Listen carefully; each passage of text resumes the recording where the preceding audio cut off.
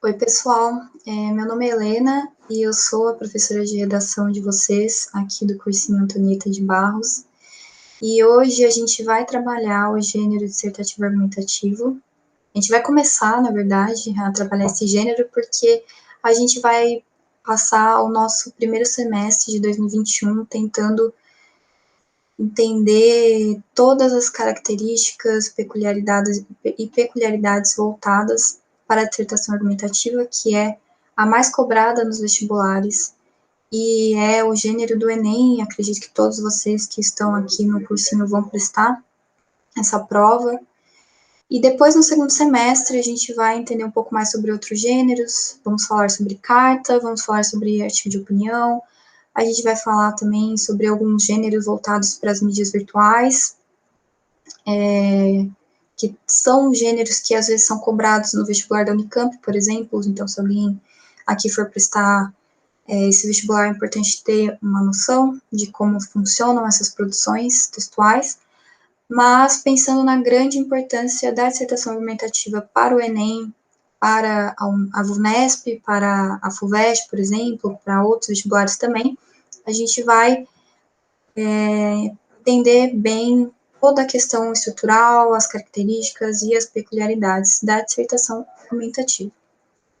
Então, começando a nossa primeira aula de hoje, a gente vai falar aqui, né, sobre o gênero dissertativo argumentativo, e para que a gente entenda do que se trata esse gênero, é importante que a gente parta sobre uma noção geral do que é o texto, até as especificidades do gênero em questão, da dissertação argumentativa. Por isso que eu dividi essa aula em 4 partes, que é o texto, gêneros textuais, tipos textuais e o tipo dissertativo argumentativo. Depois a gente vai entender, né, por que aqui eu coloco como tipo dissertativo argumentativo e gênero dissertativo argumentativo. Qual a diferença entre esses dois pontos, nessas duas questões, e que um quer dizer, o que o outro quer dizer.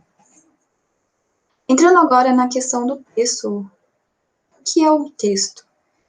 Grosso modo, a gente pode dizer que o texto é uma unidade significativa. E o que isso quer dizer?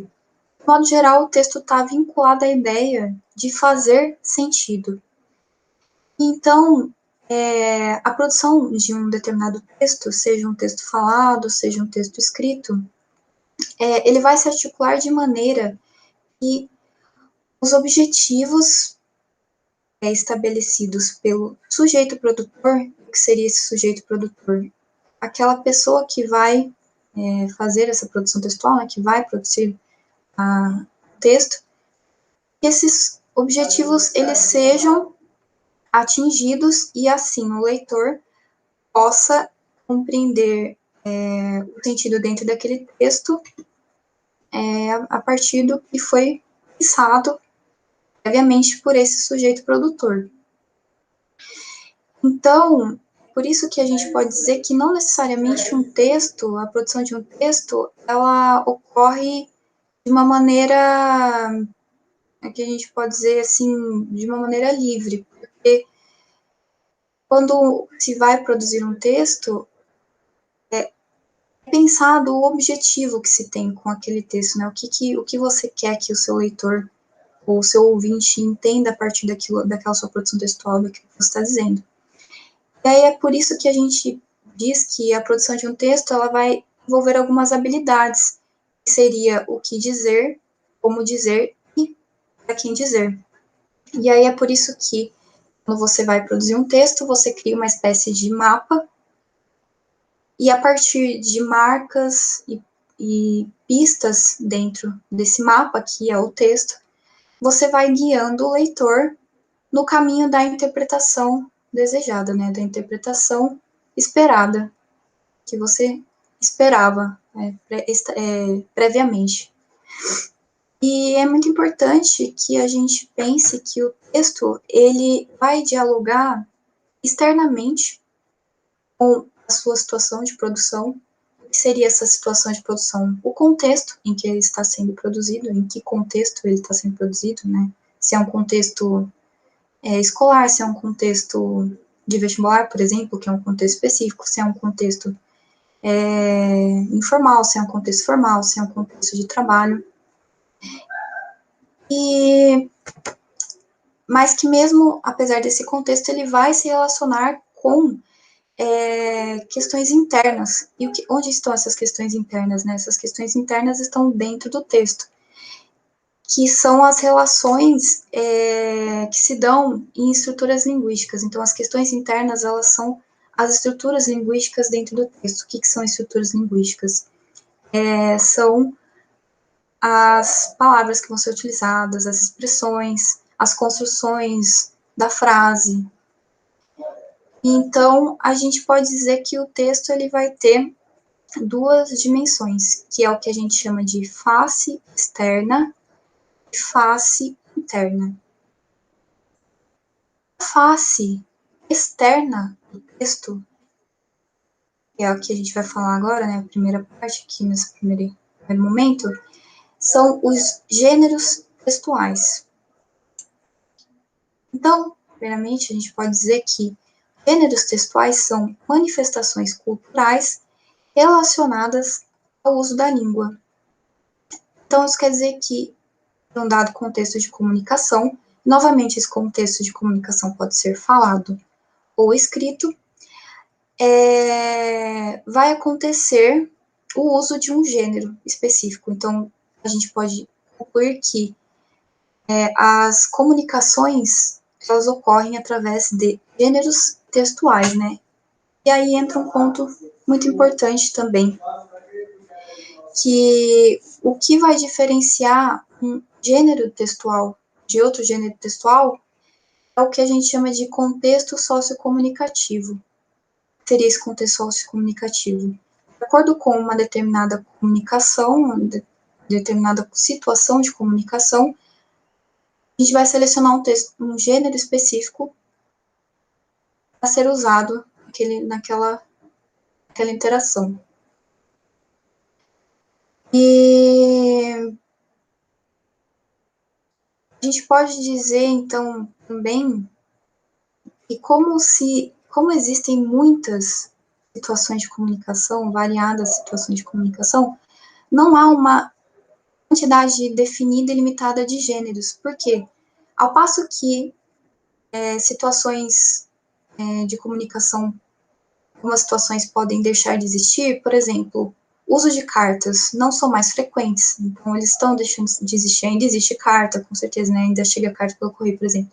Ao passo que isso está deixando de acontecer, a gente começou a ter agora, com o advento da tecnologia, o uso de gêneros textuais em mídias virtuais, por exemplo, que não há 30, 40, 50 anos atrás não se imaginava que poderia existir um dia. Então, por isso que a gente fala, não é uma quantidade definida e limitada, porque gêneros novos podem surgir de acordo com as mudanças da sociedade e gêneros antigos podem deixar de existir pelo mesmo motivo, né?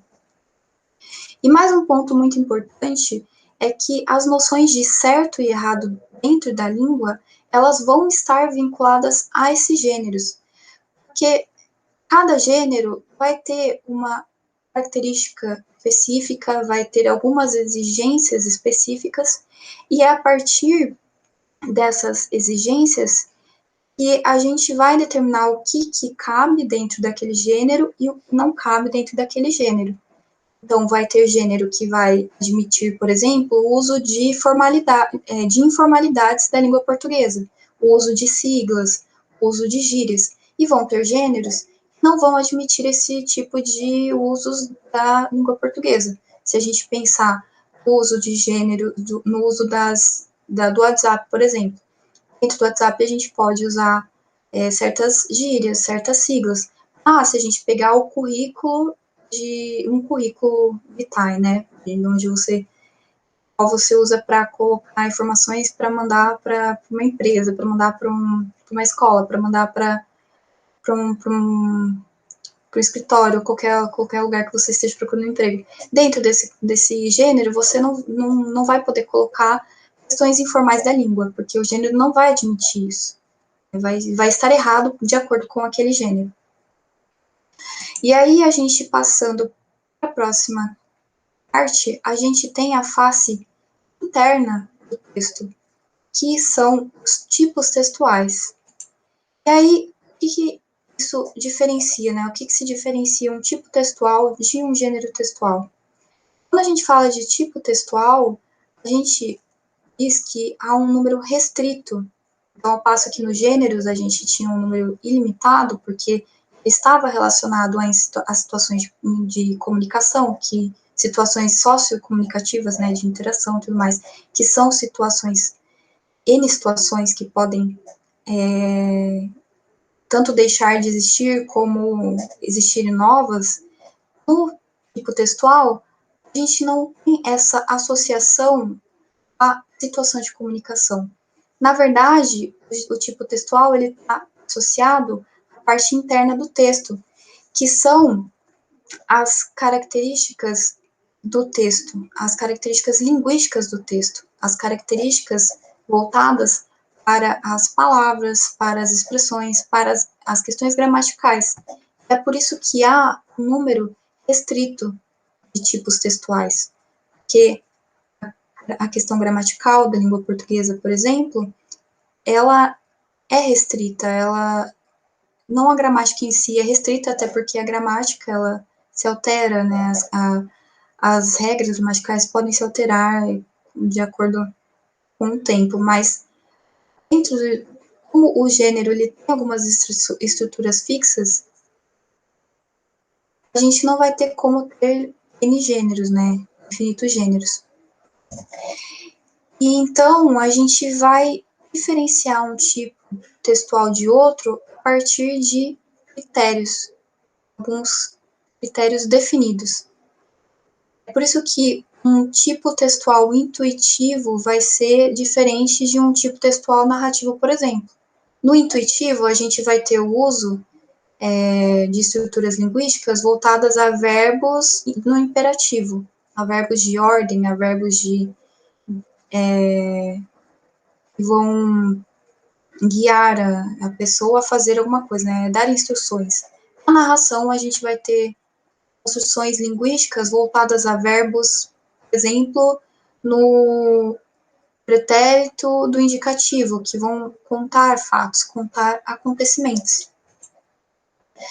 E aí eu trouxe aqui um exemplo, esse primeiro exemplo, e até vou ler aqui com vocês para a gente entender, né, por que ele é um tipo específico de texto, e vai ser uma narração, né, um tipo narrativo de texto.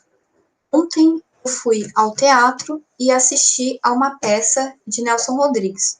Os atores se apresentaram de forma magnífica. Nesse exemplo 1, a gente pode observar que ele se trata de uma narrativa, porque a gente vai ter estruturas linguísticas que estão contando fatos, que estão contando acontecimentos que ocorreram um seguido do outro, por exemplo. Então, ontem eu fui ao teatro e assisti a uma peça. Então, primeiro eu fui ao teatro, que no caso, né, isso ocorreu ontem, depois eu assisti uma peça específica. E as minhas conclusões disso é que os atores se apresentaram de forma magnífica. Pensando nessa mesma situação, né, na peça de Nelson Rodrigues, a gente tem no exemplo 2 um outro tipo de texto, que é um texto dissertativo. Então, ele vai comportar estruturas linguísticas dentro desse texto distintas do exemplo 1, por exemplo, que vai colocar ele como dissertativo. Então, a gente tem as peças de Nelson Rodrigues tratam de denunciar toda a hipocrisia que paira sobre uma sociedade vítima da repressão sexual. É o seu teatro que abre as portas para a modernidade na dramaturgia brasileira. Por que esse aqui já não se enquadra nesse mesmo tipo narrativo? Porque aqui a gente tem uma exposições de ideias, a gente tem informações acerca de como são as peças desse autor, por exemplo. A gente não está contando que a gente foi assistir a peça, que a gente foi ao teatro e as impressões. Não, a gente está expondo do que se tratam as peças de Nelson Rodrigues, as informações sobre as peças de Nelson Rodrigues, definindo um pouco o que é a peça de Nelson Rodrigues, os conceitos que condizem a essa peça. É por isso que, pensando na estrutura interna do texto, esse texto dissertativo vai comportar certas estruturas linguísticas, certas questões da língua que vão diferenciar ele da narrativa, por exemplo. E aí a gente entra no tipo dissertativo argumentativo. O tipo dissertativo argumentativo, enquanto que no tipo dissertativo, né, lembrando aqui, ó, no exemplo 2, a gente só tem o tipo dissertativo, que vai expor ideias, conceitos, vai falar sobre isso, vai mostrar essas definições, mostrar esses conceitos, expor essas ideias. A gente tem o tipo dissertativo argumentativo, que é uma relação, na verdade, comporta relações argumentativas explícitas. Então, a gente não só vai ter exposição de ideias, conceitos, definições, a gente vai mostrar, a gente vai trabalhar sobre essas definições, sobre esses conceitos de forma explícita. A gente vai trazer argumentos, a gente vai trazer uma opinião sobre tudo isso, uma opinião pessoal, mas que não vai ser diretamente colocada de uma forma pessoal, por exemplo, eu acho, né? Ela vai ser uma opinião que vai estar ali de uma maneira direta, mas de forma explícita. Então, eu estou explicitamente falando que as peças do Nelson Rodrigues, elas são boas porque elas argumentam, elas trabalham sobre questões tal. E aí, dentro dessa dissertação argumentativa, eu vou convencer o leitor sobre uma tese. E o que seria essa tese? Essa tese é o meu posicionamento sobre determinado assunto. Esse posicionamento ele vai ser trabalhado a partir dessa argumentação. Eu não posso somente colocar meu posicionamento. Eu concordo, ou discordo, ou é isso ou é aquilo. Eu vou explicar a partir do que eu chamo de argumentação o porquê disso. Eu vou tentar convencer o leitor sobre a minha tese, sobre o meu posicionamento. E esse ato de convencer o leitor a gente chama de persuasão. Persuadir o leitor. Convencer o leitor do porquê o posicionamento dentro do texto ele está certo, ou do porquê ele está mais de acordo, porque aquilo é o que é, porque que você tem que concordar ou discordar, por exemplo.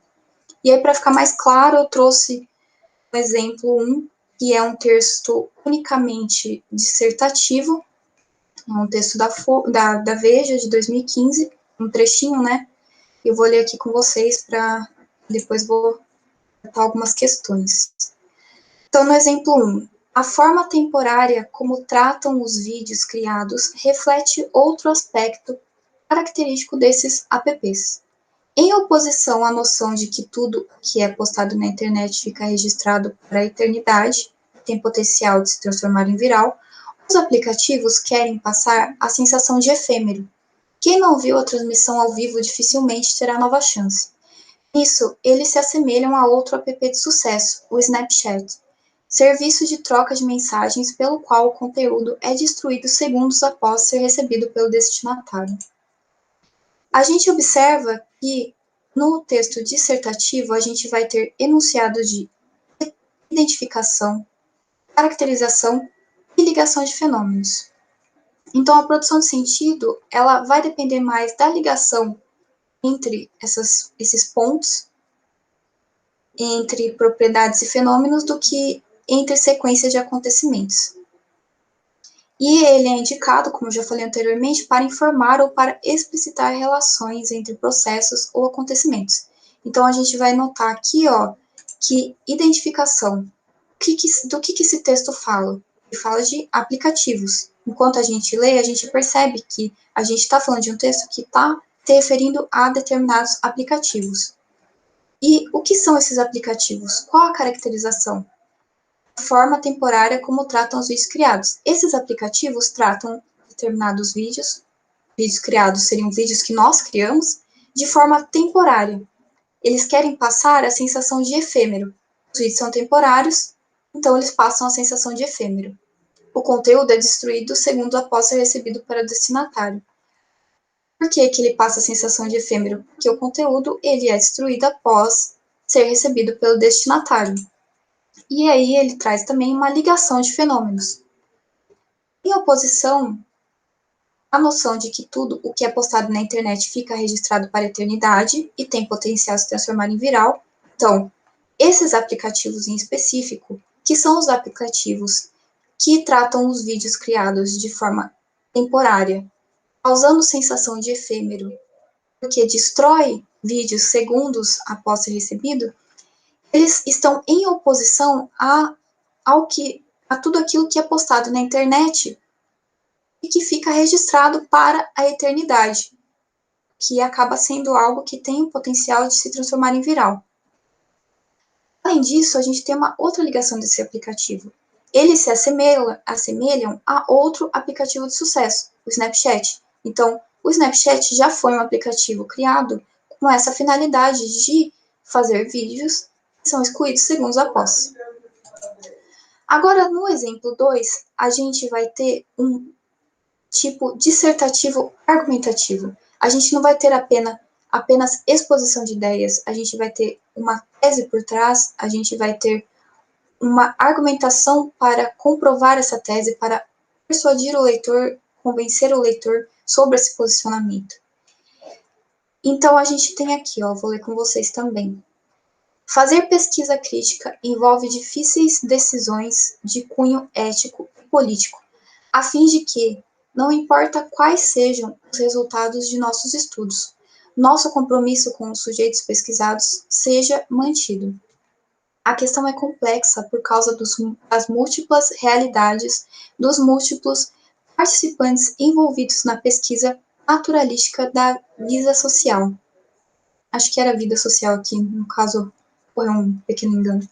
Por exemplo, no projeto de pesquisa de referência neste artigo, havia um componente que envolvia a observação participante da sala de aula, isto é, a observação à procura das unidades e elementos significativos para os próprios participantes da situação. Então, aqui, o que a gente tem? Um encadeamento de relações lógicas. A gente já não tem mais, apenas no texto dissertativo, sem ser argumentativo, em que a gente tinha uma exposição de ideias. No argumentativo, a gente precisa encadear as nossas ideias, a gente precisa interligar as nossas ideias. Uma ideia, um argumento, ele precisa necessariamente estar relacionado com o próximo argumento. A gente não pode simplesmente colocar um argumento, explicar o porquê da nossa tese e, de repente, colocar uma outra explicação que não tem nada a ver com aquilo que a gente estava falando antes. Não, para a gente deixar que o nosso texto seja persuasivo, que ele consiga convencer de uma forma que realmente, acabe levando o leitor a acreditar naquilo que a gente está, naquele posicionamento, naquilo que a gente está defendendo, a gente precisa que a nossa argumentação ela tenha uma ligação, ela tenha um encadeamento de relações lógicas. Precisa fazer sentido aquilo que a gente está falando. Então primeiro acontece isso, e depois, por que acontece isso, vai acontecer aquilo, e assim por diante. Como eu falei antes, a gente vai convencer o leitor sobre a verdade dos sentidos no texto, e, fundamental, a articulação lógica entre as ideias usadas para a atribuição de qualidades ou para a expressão de opinião. Aí, por fim, é o que a gente falou, teses e argumentos. Teses são os posicionamentos, argumentos são os porquês que explicam o seu posicionamento, e um outro ponto muito importante, uso de exemplos. No tipo dissertativo argumentativo, a gente vai ter muito uso de exemplos, porque esses exemplos, eles vão dar veracidade aos seus argumentos. Eles vão mostrar que, olha, realmente, essa pessoa escreveu isso, ela tem esse posicionamento, ela explicou a partir desses argumentos o porquê daquele posicionamento, e realmente existem exemplos que comprovam aquele posicionamento. Então, isso torna a sua a sua tese e a sua argumentação mais verossímil com a realidade, né? Com mais provável do leitor ser convencido do que você está argumentando. Então, colocando aqui essa primeira parte, a articulação lógica entre as ideias usadas para a atribuição de qualidade ou para a expressão de opinião. Nesse primeiro momento, a gente tem fazer pesquisa crítica envolve difíceis decisões de cunho ético e político, a fim de que, não importa quais sejam os resultados de nossos estudos, nosso compromisso com os sujeitos pesquisados seja mantido. Articulação lógica entre as ideias usadas para atribuição de qualidades ou para expressão de opinião. A gente está expressando uma opinião aqui, ó. Fazer pesquisa crítica envolve difíceis decisões de cunho ético e político. Não importa quais sejam os resultados dos nossos estudos, nosso compromisso com os sujeitos pesquisados seja mantido. Então, a gente, quando faz uma pesquisa crítica, a gente precisa manter nosso compromisso com os sujeitos pesquisados. E depois a gente entra no que a gente fala que é a tese. Onde que vai estar o nosso posicionamento? A questão é complexa por causa das múltiplas realidades, dos múltiplos participantes envolvidos na pesquisa naturalística da vida social. Então, a gente está colocando o porquê que é complexo fazer pesquisa crítica. Por que é complexo manter essa... por que é complexo ter compromisso com os sujeitos pesquisados? Porque há muitas realidades e múltiplos participantes envolvidos na pesquisa. Então, aqui a gente está colocando nosso posicionamento, a gente está explicando, a gente está se posicionando perante ao fato de ser difícil fazer pesquisa crítica quando isso envolve muitos sujeitos pesquisados. E depois a gente tem aquilo que eu falei antes, o uso de exemplo para poder tornar mais verossímil toda essa questão do posicionamento e do encadeamento de ideias aqui. Por exemplo, no projeto de pesquisa de referência neste artigo, havia um componente que envolvia a observação participante da sala de aula, isto é, a observação à procura das unidades e elementos significativos para os próprios participantes da situação. Por fim, eu vou finalizar esse momento trazendo o que seria o tipo dissertativo argumentativo e o que seria o gênero dissertativo argumentativo, né?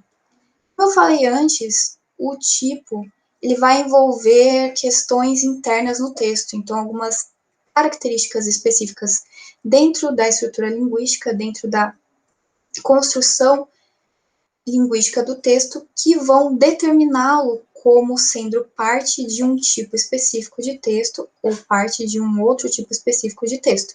Então, o tipo dissertativo argumentativo é aquele texto que vai ter exposição de ideias, conceitos, definições, e para além disso, vai ter uma tese, que é um posicionamento, vai ter argumentação para poder defender aquele posicionamento, para poder comprovar aquele posicionamento, e vai ter a necessidade de persuadir, de convencer o leitor acerca daquela tese, daquele posicionamento.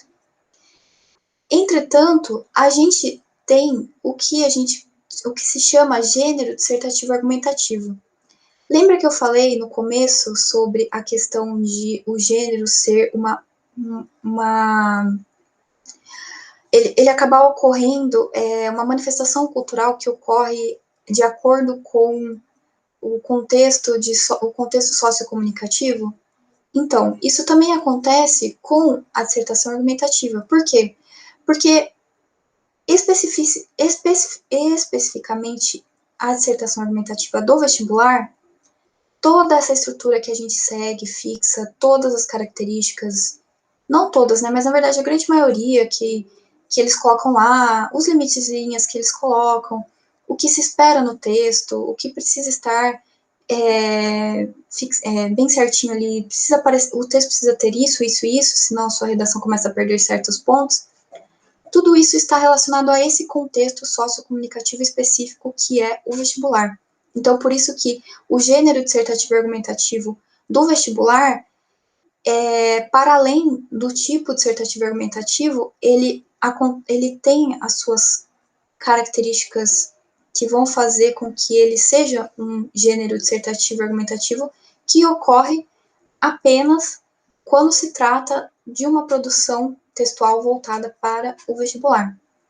Então, existe sim, né, o tipo dissertativo argumentativo que não vai ser uma estrutura tão fixa assim como a gente encontra no vestibular, e existe o gênero dissertativo argumentativo para vestibular, que tem todo um conjunto de características, todo um conjunto de regras, todo um conjunto estrutural bem delimitado, bem organizado e bem exigido para os alunos, que vão acontecer nesse momento da produção textual do vestibular. E aí, nas próximas aulas, a gente vai trabalhar essa questão do gênero dissertativo argumentativo para vestibular. Cada gênero dissertativo acaba, de acordo com o vestibular, tem alguma característica mais específica. O Enem exige um tipo específico de gênero dissertativo, que é diferente do que é exigido na VUNESP, por exemplo, que é diferente do que é exigido na FUVEST, e assim por diante. Mas nesse primeiro momento é importante que a gente leve em consideração todas essas questões, né, a partir dessa noção geral de texto, chegar até o que é o gênero dissertativo, para entender como que funciona toda essa produção textual, né, para entender o porquê do gênero dissertativo argumentativo, o que é isso, né, da onde que o vestibular tira isso, por que esse gênero, enfim, para ficar mais clara toda essa ideia. E aí, na próxima aula, a gente vai trabalhar, acredito eu, se eu não me engano, a questão da estrutura do gênero dissertativo argumentativo. A gente vai falar, acho que de um modo geral, mas depois a gente vai aprofundar aí focado no Enem. Mas é isso, e espero que tenha ficado claro o que eu tentei passar para vocês sobre todas essas questões.